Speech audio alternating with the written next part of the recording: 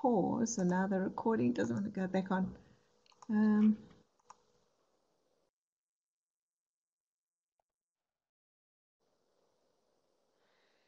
Hello, everybody. I'll make a start while Bronwyn gets everything up. This is Fiona Beale, your webinar host, welcoming you. Thank you very much for coming. I'm representing SchoolNet South Africa today, and we especially welcome our presenter, Bronwyn Desjardins. I don't know if I'm pronouncing your name right. That's the English way of pronouncing it. Bronwyn's an educational technology coach at St. Stithians Girls Prep in Johannesburg, and she has, is that right? Yes, I'm the educational technology coach. And she has a string of accomplishments next to her name. She's an Apple Distinguished Educator with 18 years of teaching experience, and she's an iTeacher to... Sorry? No, I didn't say anything. You keep disappearing. She's an... What did I said that already. She's a iTeacher winner. She's an Microsoft Innovative Educator runner-up 2010, and an Apple Distinguished Educator who has presented at numerous IT conferences. She's got 18 years of teaching experience locally and overseas as an EFL/ESL teacher. So Bronwyn, this is a great topic, and thank you very much for being willing to share your ideas with us. And before I forget, Bronwyn has obtained 5 Futaba app vouchers, which are up for grabs for attendees, and she'll tell us how to obtain one. Okay, over to you, Bronwyn. Right, thank you, everybody, and thanks for joining in. I know how precious your time is when you're a teacher. I just want to confirm, Fiona, that you can hear me all right? Yes, I'm here. I'm going to ask the question because I think Fiona's having trouble hearing me. So those in attendance, can you tell me if you can hear me?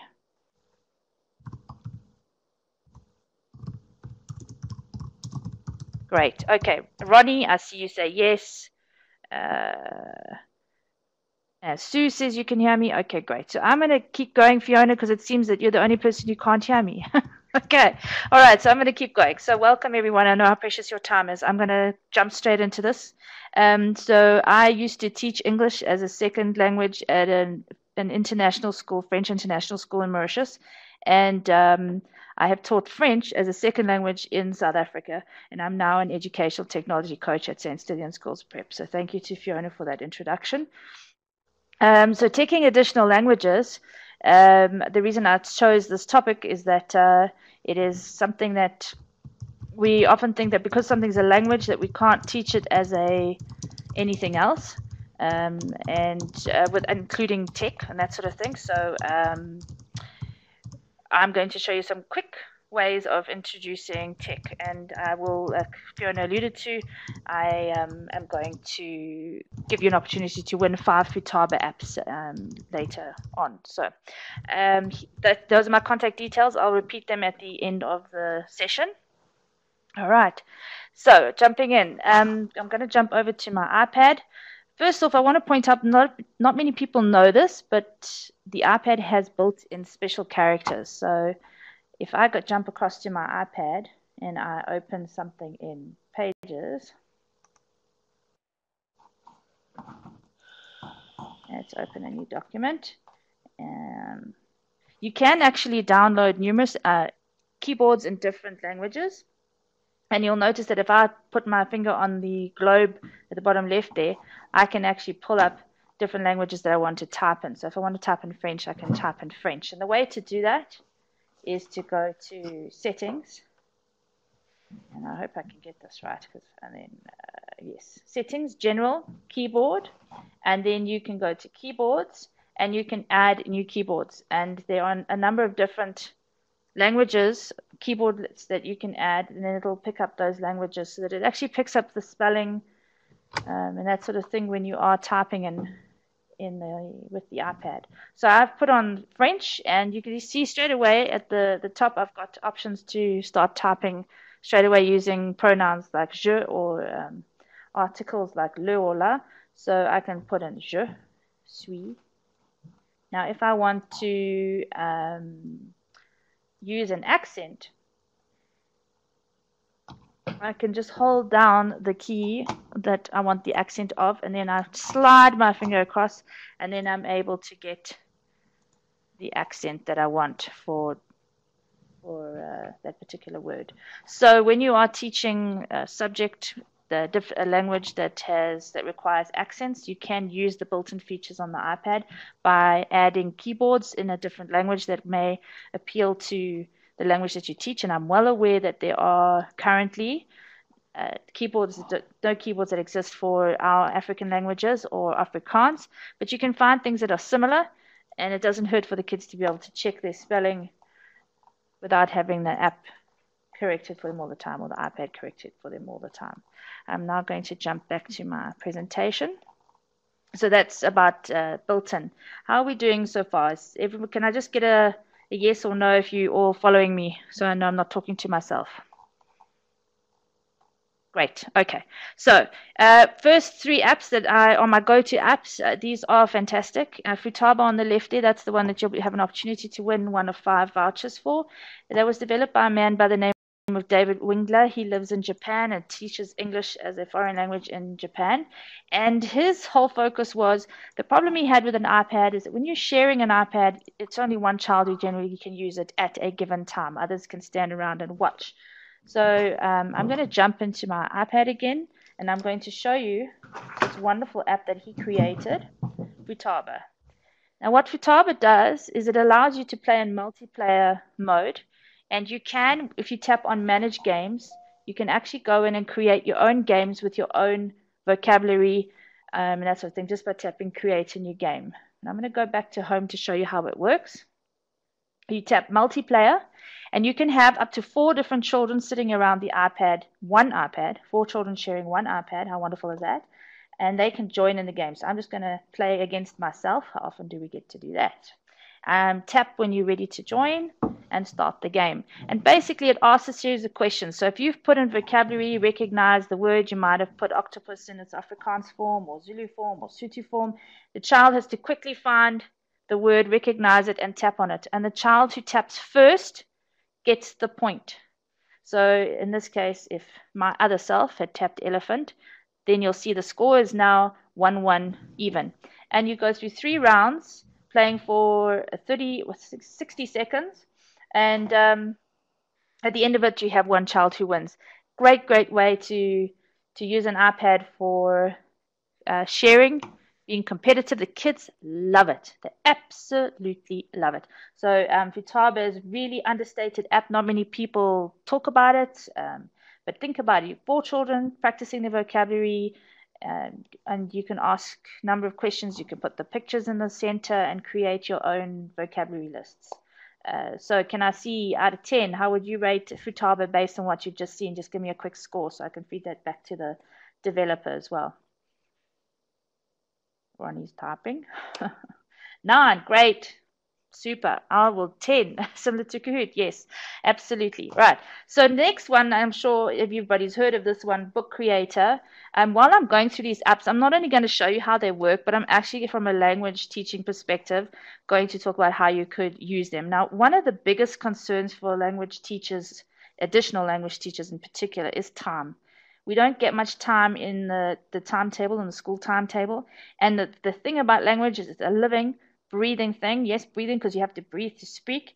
And we need the time to be able to speak the language, to be able to actually learn it. I mean, it's not until you speak it that you really, really learn it. So to encourage that and to encourage engagement with the language, you've got to provide opportunities that include fun. We always say bring the F word back into education. It's an Apple thing. And the F word, we mean fun back in education. So Book Creator, the reason it's more than just what I refer to as, or a lot of people refer to as paper behind glass. when you integrate tech, you don't just want to slide what would have been a piece of paper on a piece of on a desk to something behind a screen. It's got to be interactive. You've got to provide things that someone couldn't do unless they had the device.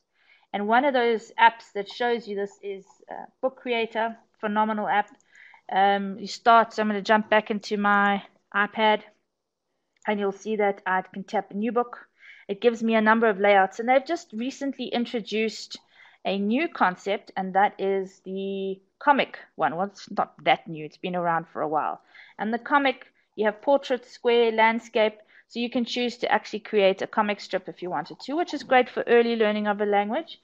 So I chose a portrait layout. I can then, just close this quickly.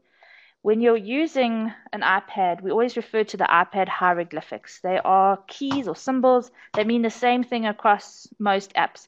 So the plus hieroglyphic means you're wanting to add something. So if I tap on the plus sign, you'll see I've got a number of possibilities of things I can add. Panels, speech, thoughts, and I can add text. And all I do is go to my media and I can choose a photo. And I didn't think this one through too carefully, but I think I found a great picture here. Hopefully we can pull that one through. I'm going to waste time here. There we go. Okay, so that was taken at our school reception this morning. And then I want to add a thought. So there's my thought, and I can drag it where I want to have it. And I can add obviously I've got to keep within the space of the paper, otherwise it's going to go off the screen. And then I can add text if I want to. Just add the boom there. I can add center. Done. And then I can drag this where I want to. And then I can tap and add whatever I want to add in there. So the kids could create an entire cartoon strip with Book Creator. Another thing they could do, if they go back to my books, is they can add in their audio. So if I want to add in some audio into this book, because you want to hear the kids speaking the language, and as I said earlier, that's what we lack the time. You don't always have time to hear every single child in a class speaking the language, so you can get them to do Book Creator. And also you get a lot of kids, some who want to speak a lot and others who just sit quiet in the corner and hope you'll ignore them. So by adding let's go in here, sorry, I just want to jump across,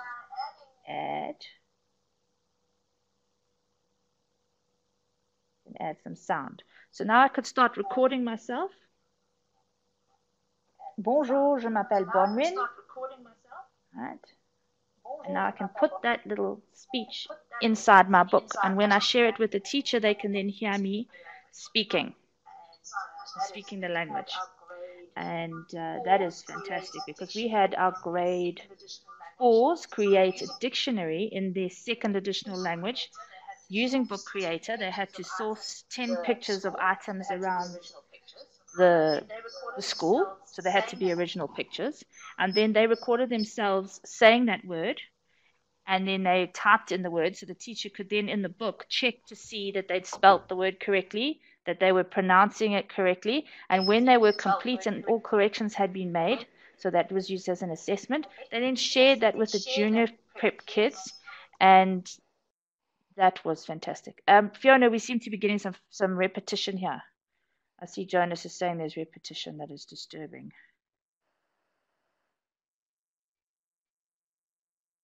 Goodness. All right. Is anyone else getting repetition or feedback?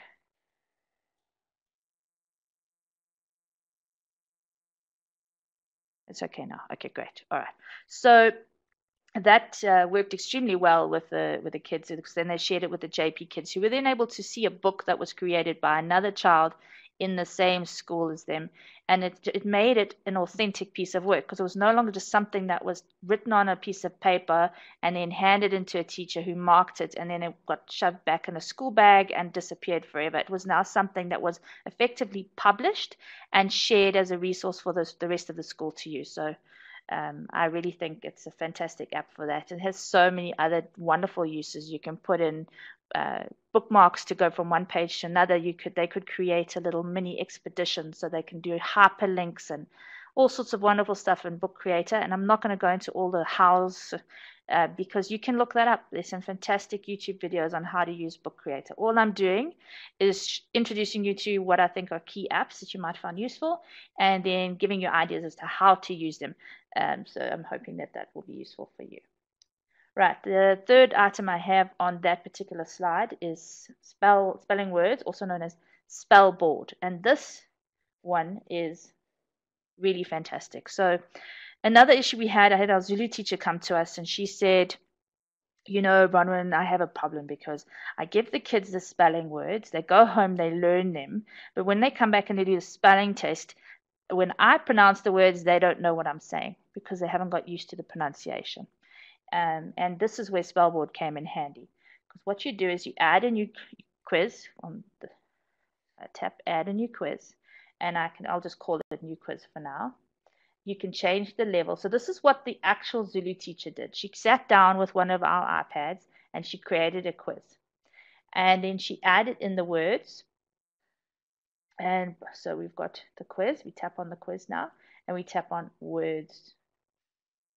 Right, there's my words. Edit, sorry. Done. Manage words, right. So she took the word like umama and she pronounced it. And when you're adding in your new words, you type in your word. I'm going to put a French one in here.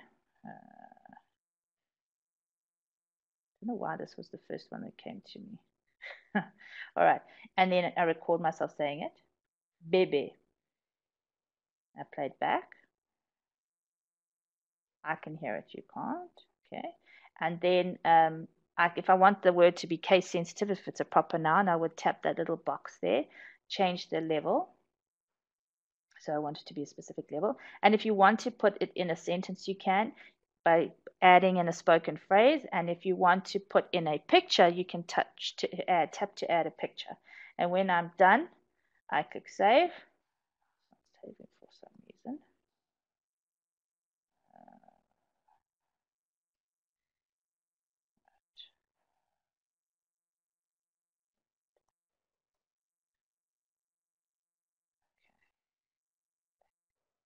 All right. And when I've got all my words and I click save and I add them to the quiz. And then when she had the quiz up, she was then able to share. That's that one that's grayed out over here. I don't know if you could see it, but there's a grayed out button there, share. And she's able to share the quiz.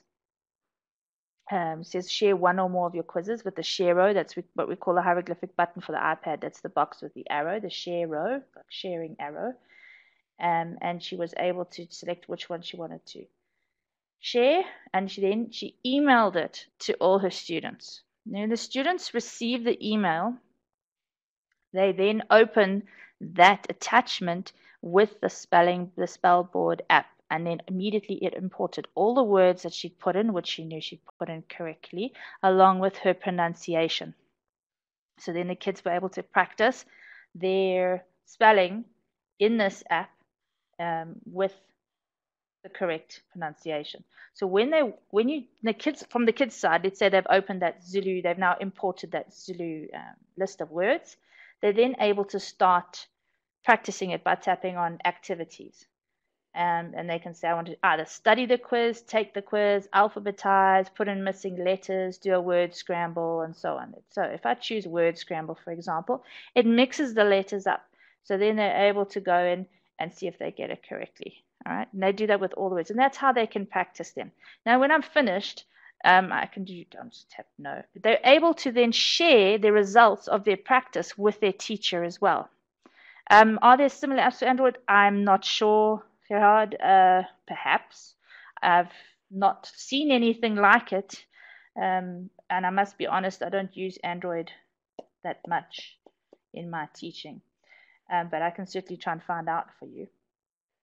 So once they've finished that, they're then able to share those results. Like I said, all the times they've taken the test, studied the quiz, or played the games, the different activities, they can share that back to the teacher to say, look, I'm actually doing this. So then from the teaching perspective, you could give an assessment mark on based on the number of times they've actually studied those words every day at home, whether they've looked at them in some way. They can send that to you. So you just by getting a mail from them, an email from them to say, yes, these are my results. I did the activities for 5 minutes, or I did them for so many times, you can then give them an assessment for that, saying, so when you report back to a parent and say, so and so, such and such a student studied their words actively every day of the week, you can say that beyond a doubt because you've got the email proof from the student to say that they did it well, other than maybe they got somebody else to log in and do it for them. Okay.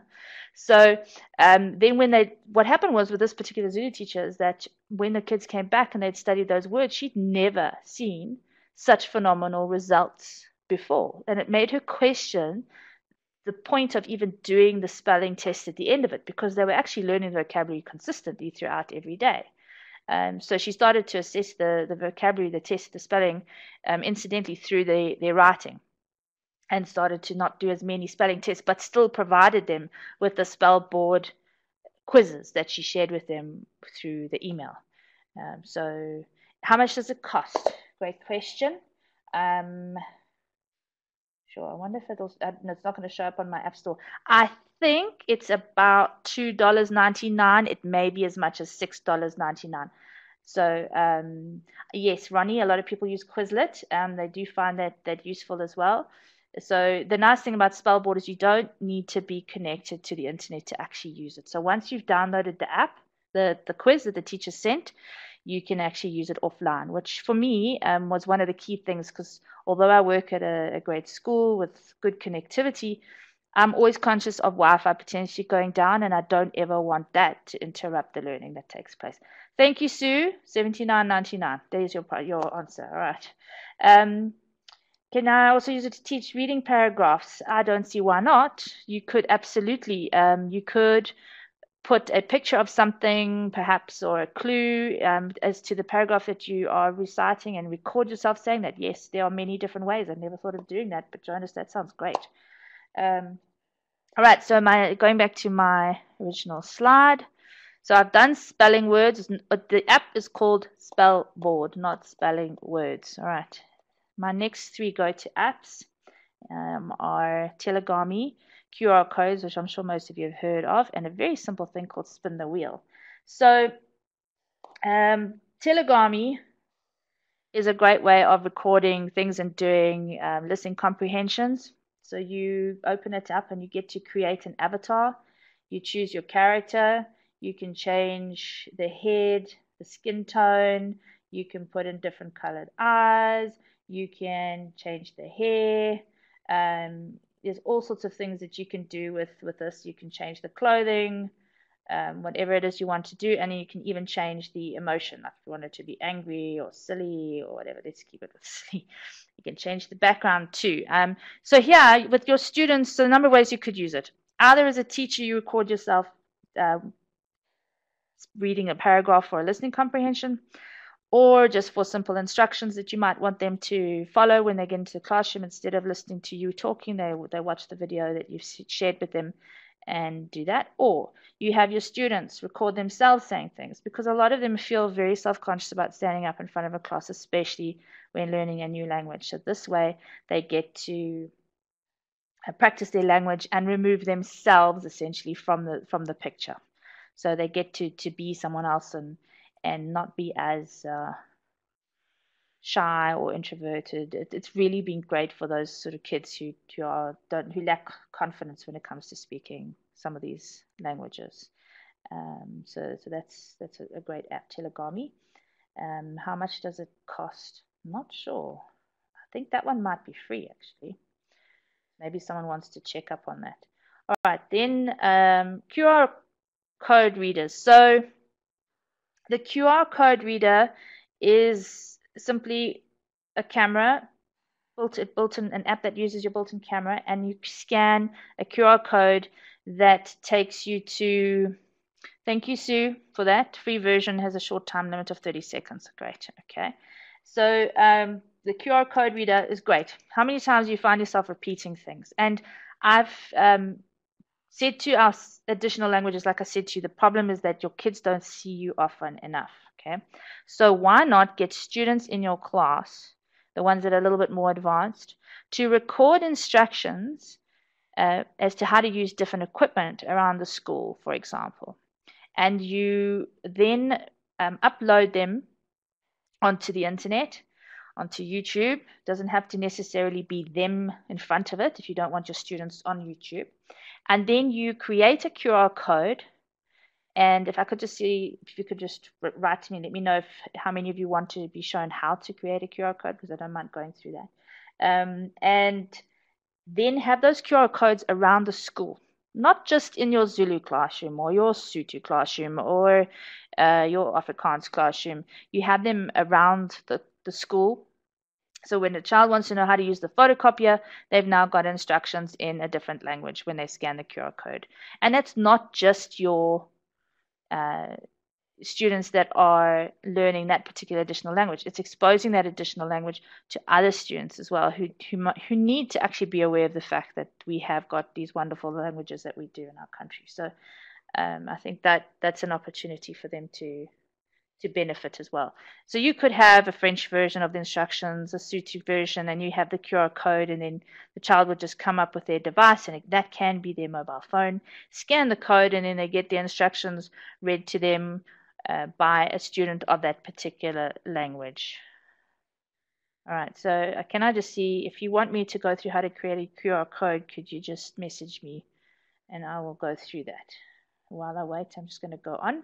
So Decide Now is a wonderful little app that allows you to do some fantastic things. So what you do is it's a spin the wheel, and spin the wheel, we've had our language teachers create wheels with different verbs or vocabulary, nouns and such like in the spin the wheel option. And then they throw that one image up using an Apple TV or plug it in, and they get the students to tap the green button in the middle. Then the spinning wheel goes around and it lands on one of the words that they've captured. And then a group of kids then have to come up with a sentence using that, in this case, a verb, but it might be something else. So that's one way you could use that. It's also been used to decide which student is going to go first. And you can set it up so that you can deactivate a zone once it's been selected. So in this case, Marché has been used, and I would simply tap on that. It looks like the board game icon on the top right-hand side, the Trivial Pursuit board game icon. You tap on it and you say deactivate current label, and it immediately removes that option from the spinning wheel.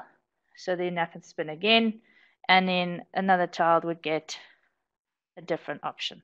So to set it up, you tap on the cog on the bottom right, and then you're able to choose which one you want. You tap edit, and you can then go in and edit the lists, and you can change the names, type in different things you want to have as the labels and such like.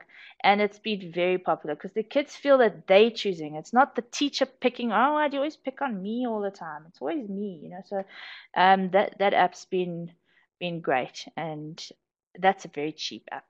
It's like 99 cents, which is what, 13 Rand or something.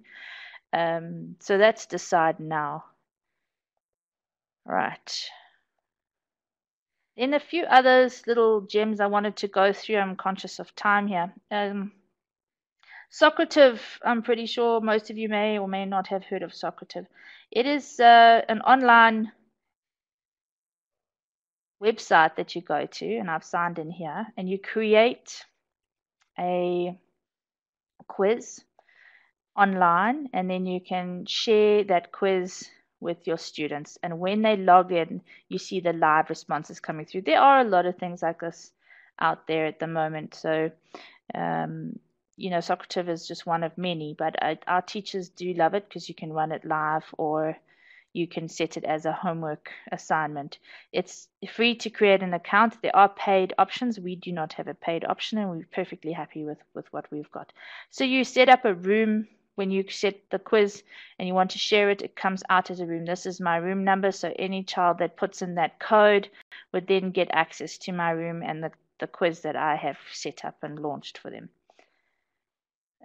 Masquerade. Can I see, has anyone used Masquerade before or heard of it? This one here, MSQRD.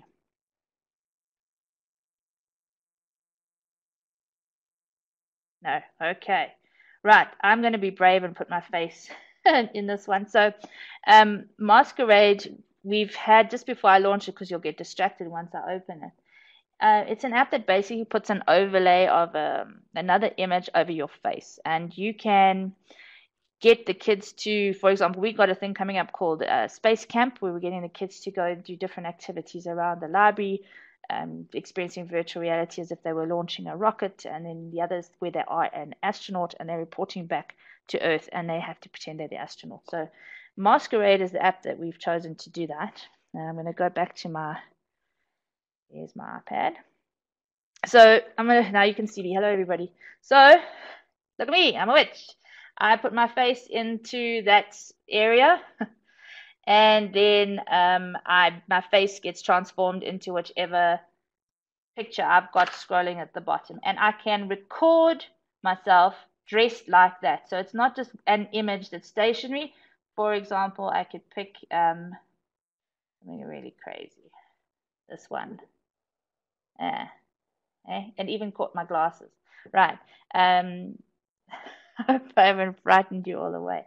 So what we've seen in the past and how people have used this successfully is that they have gone and recorded themselves. The teachers recorded themselves saying things and pretending to be different characters, and then they screenshot an image of themselves like that and they put it up on the board, and then they link the video through the Orasma app. That's something else I might get a chance to share with you some other time. And when the kids come in and they hover their devices over the image, they then get the video of that created with that overlay, giving them instructions as to how to do different things. So, you could say, imagine you're an ancient warrior, or you're a witch because it's Halloween, and you're a Santa Claus because it's Christmas, or whatever you want it to be. And then they have to say a little sentence in the additional language dressed up. And the whole point is to bring the fun back, right? What kid doesn't like dressing up? So it's not only their students, but yes, free app. It looks good, yeah. And they're always adding new overlays. So the Halloween ones were new ones. They just brought them in over Halloween, and they're always updating those, and it's completely free. So, right, then I wanted to go to iMovie. Is a classic iPad app to use. iMovie, the way I wanted to talk to you about using it. So again, getting those students to record themselves speaking, playing them back for students, getting the students to give them feedback on how they're speaking, listening to themselves, giving themselves feedback, and then improving it. It's all about the speaking. And then GarageBand, a great way to incorporate GarageBand is to use radio plays. Bring the radio plays back, because it really puts the emphasis on the language itself. So get the kids to create little radio plays. You play them some, because I remember growing up listening to radio plays, and you get them to put their heads down on the desk. You can create a sample one, and you play it through with all the sound effects and everything, and they listen to it, and they get completely absorbed. When I did this with students, they'd keep like opening their eyes and looking up, because they thought, something's happening, because their minds are bringing up all these images, and they don't realize that they've actually got that ability to creatively imagine what they can hear. And so like I say, the focus is on the language that they're hearing. And if they create their own radio plays and share them with students and have like a story time where they're listening to each other's radio plays, I mean, what a great way. You're assessing their speaking. You're getting the students to listen to each other, and they start to look out for areas where absolutely, Sue, great idea. Radio adverts with jingles, yes. So yeah, it's got endless possibilities, and I must tell you something about GarageBand that you may or may not know. When Apple created GarageBand, they literally sourced the best musical instruments for each of those instruments around the world. They then sourced what they determined were the best musicians to play those musical instruments, had them play in a room with 16 different microphones around the room, and used the best sound engineer and the best sound environment to actually record every musical instrument on this planet. They've even done Chinese instruments recently, and they've constantly sourcing new instruments. And they then put them into an app which comes completely free with an iPad that you've purchased since any iPad purchased from December 2013, I think it is. How do you access the adverts, Jonas? So you can either keep them on the device and have the kids go around the room and then listen to them, or you could share them, play them through manually. Let's plug them in with a VGA cable. If you don't have an Apple TV, you get a VGA adapter. I think they're about 600 Rand at the iStore. Tiny things, but easy to lose, but cost a bomb, but useful to have.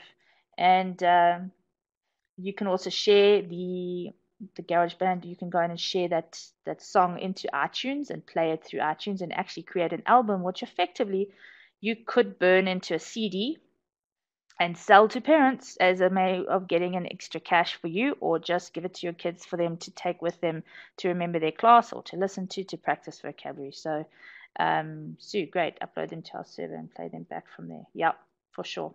So, lots of opportunities there. Virtual reality. Google has come up with a virtual reality app. I don't know if many of you know about it. So it's and I'm just trying to find it on my phone now. But they've got a new thing, and it's the kids are able to experience a scene, and you can get some nice goggles, the cardboard ones at Spur for 20 Rand each. If you have a meal, you can buy at Spur. You can buy as many of those cardboard Google glasses as you want. Not Google glasses, Google virtual reality goggles. I also found a really lovely pair, all cushioned with a proper head that goes over your head, so you don't have to hold it with your hands, at Cotton On for about 200 Rand, which was great. So virtual reality, they can then look through the scene, just describe what they're seeing to their friend in their additional language, and then their friend has to either paint on an iPad app or write or draw what they think their friend is seeing. So that's also a great way of having that translation opportunity. Or they could translate it from English into the additional language, or from the additional language into English. So again, it's getting them to engage with the language. It's not about you standing up in the front and teaching them in mountain loads of vocabulary. So really, really great app. That is a snippet of what I have to offer. And I hope you found it useful. So now comes to the competition time.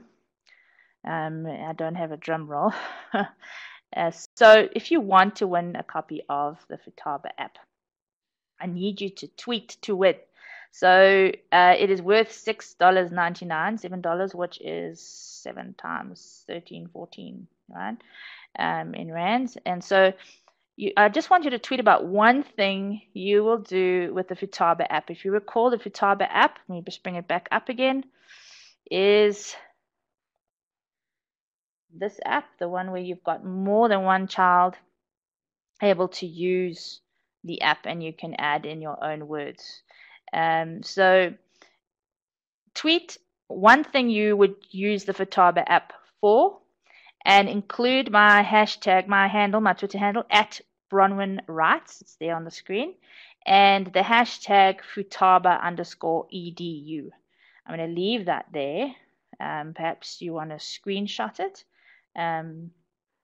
So that's what I need you to do. And then the first 5 that come through, I'll make a plan with Futaba himself, the creator Futaba. He's going to select the 5 that he will have win the vouchers, and I will be emailing you or contacting you through Twitter, direct message, and then if you can send me your details, and I will give you those voucher codes.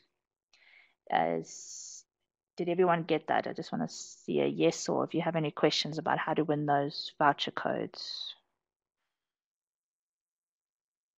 Great. Fabulous. So get tweeting. And I also want to point out that on a Tuesday evening, and it is a bit late for us here in South Africa,